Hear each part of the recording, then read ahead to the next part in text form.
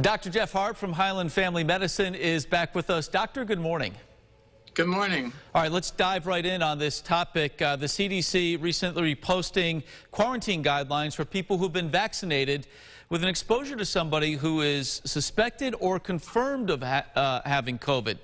What are the guidelines here? What's the guidance?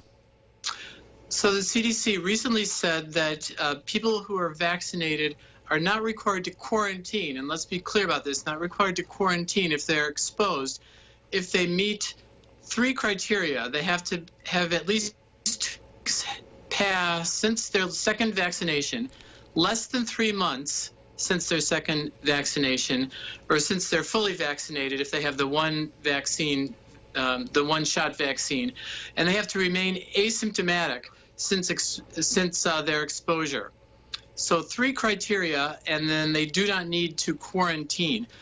When you look at that, that is really only an 11-week period from 2 weeks after fully being vaccinated to 3 months after being fully vaccinated. All right, what about people who don't fall into that criteria? They don't meet the criteria. What do they do?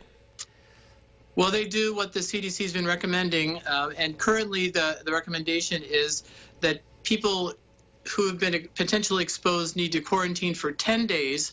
If they have no symptoms during those 10 days, they can end quarantine, but they need to monitor symptoms.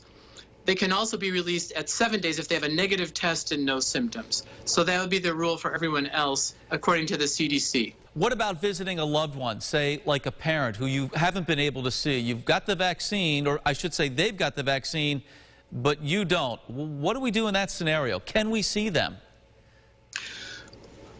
We can see them, but we have to follow the same rules that we've been following all along. So masking, not staying for a long period of time, social distancing, in other words, hand washing, sanitizing, all those things remain the same.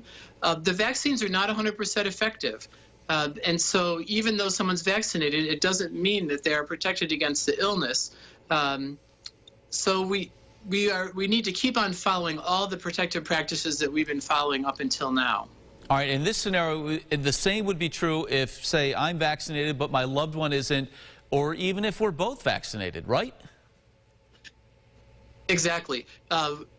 This is all a new thing to all of us. Don't forget there's new strains arriving, which seem to be more infective. We think we understand how the vaccine works, but it's only been a couple months that we've been into this.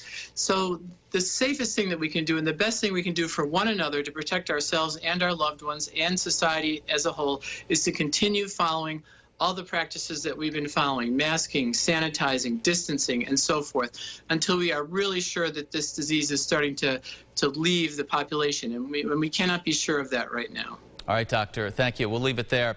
If you missed any of our conversation, we'll share it online as well. You'll find it at rochesterfirst.com.